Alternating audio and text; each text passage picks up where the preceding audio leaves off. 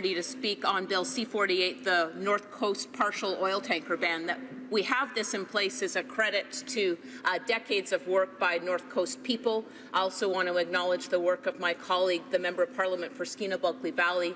His version of this bill in the previous Parliament toured the entire country. Thousands of people came out under the Defend Our Coast banner. It was very powerful and gave this government the Liberal government the mandate to implement, and so we're glad to see the legislation. We'll be voting in favour. We tried, our New Democrat colleague from Port Moody Coquitlam tried quite hard to strengthen it. There is more ministerial discretion than we would like to see. Some of our colleagues have been quoted saying you could drive an oil tanker through this bill, this moratorium. Nevertheless, we're going to vote in favour, and we're glad to see some version of it moving forward. I do want to say, though, as a member representing the south coast of British Columbia, representing the Salish Sea, Nanaimo, Ladysmith, we have very complicated shorelines, very fast-moving currents, very sensitive ecology, and 450 islands in between the area that I represent on Vancouver Island and the mainland of British Columbia and the U.S. border. Extremely complicated shipping traffic, very sensitive ecology and shorelines that we know if there's any size of an oil spill would be extremely difficult to clean up. Given that the industry standard for oil spill response is a 10% cleanup of oil, let me say again, members representing the southern part of British Columbia are just as committed to protecting their coastline and the economy and the jobs that depend on it, and are just as concerned about the impacts of oil tanker traffic, especially when it is an unrefined raw product that has no value-added jobs in Canada, has no energy security benefit for Canada, and certainly for British Columbians, the shipment of what we view as an increased level of danger by more oil tanker traffic and by a thicker unrefined product is all downside, no upside for our coast.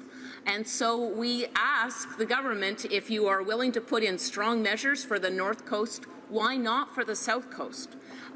We have still remains that there is no peer-reviewed science that tells us how bitumen would react in the marine environment in rough water with sediment in it. I mean, who's going to have an oil spill with no waves? It's just, it boggles the mind that this Liberal government could have approved the Kinder Morgan pipeline in the absence of evidence that bitumen can be recovered from the marine environment and that our response times are adequate to clean it. What we do have is some suspicion or concern from what has been observed from other times that bitumen has spilled in the marine environment, that the diluent, which allows the raw bitumen, unrefined bitumen to flow, may evaporate very quickly.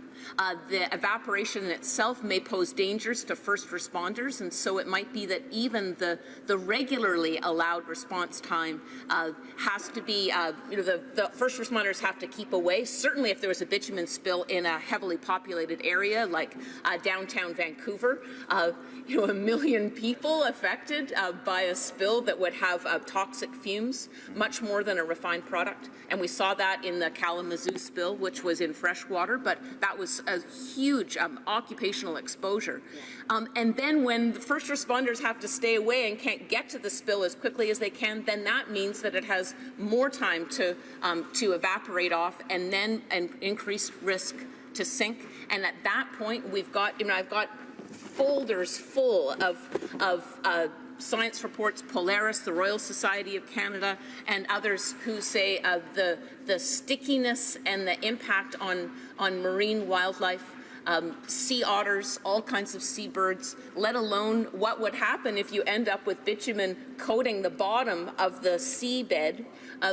The damage that would be done trying to clean that up is really so alarming to contemplate. And so we ask, again, how is it that although the North Coast oil tanker partial ban is being lauded by many of us on the coast and in the environmental movement, we do not have a concomitant level of protection in the south, and we do not have the confidence that that our oil spill response is in a respectable and responsible place.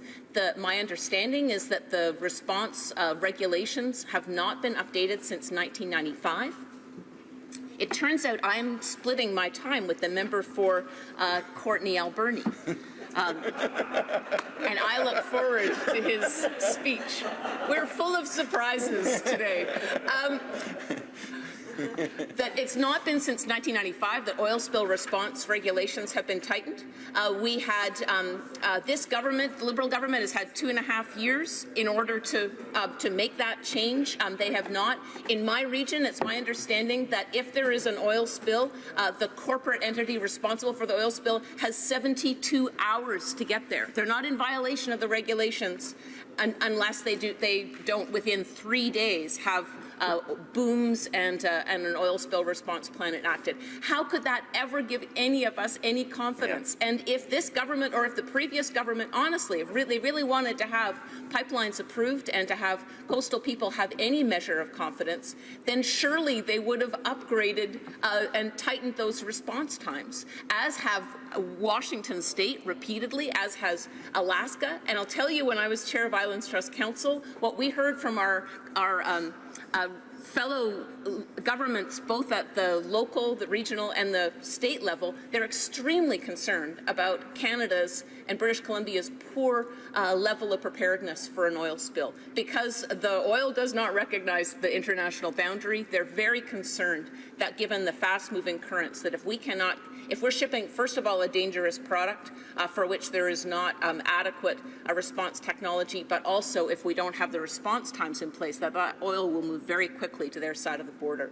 And certainly their aquaculture industry is extremely concerned about our poor level of preparedness. And so I'm very glad to continue to see the Washington State Governor salute the British Columbia New Democrat Premier, John Horgan, for the very strong stand that he is taking to say, I believe that the oil spill response plans for BC's South Coast are inadequate, and we're seeing now in court the provincial government saying as soon as the oil hits the shoreline, it's our responsibility and jurisdiction, and so if the government is not going to adequately regulate to protect our resource, then we will ourselves increase or consider implementing regulations that would protect coastal ecology and coastal jobs.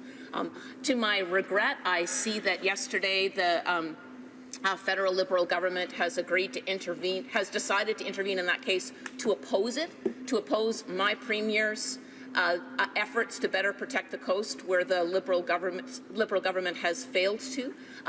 Our New Democrat leader, Jagmeet Singh, urged the Prime Minister to join with the British Columbia Premier to cooperatively together go to the courts and ask for clarification. That would have been leadership, and it would have been a real sign of cooperation and trying to get the right answer. To instead see the federal government intervening against the British Columbia government, which is simply trying to strengthen and increase the safety net, is extremely discouraging. And what a strange way of spending both your legal resources and your taxpayers' dollars. I mean, how on earth could that be a good expenditure when what we need to be doing is strengthening the ecological safety net and not fighting against stronger measures in court?